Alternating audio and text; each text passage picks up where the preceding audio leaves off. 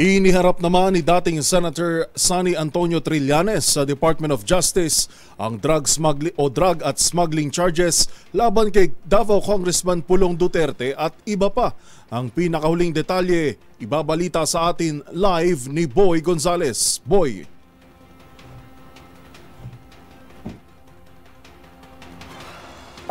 Justice Department, sina Davao First District Congressman Pulong Duterte, Atty. Mans Carpio, dating Bureau of Customs Commissioner Nicanor Paeldon at iba pa dahil sa iso sa pag-smuggle ng mga illegal na droga.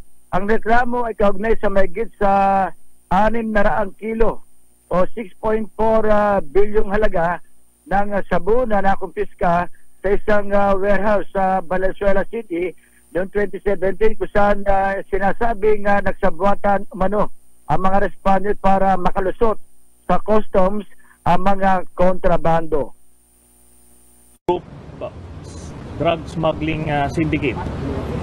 Ito ay in connection with the 6.4 billion peso shabu shipment na nahuli noong 2017. Ang mga nakalap namin na ebidensya ay bunga nung Senate investigations noong 2017 din, pero ito yung mga pinilit na pagtakpan nung Duterte administration nung sila ay nakapwesto pa.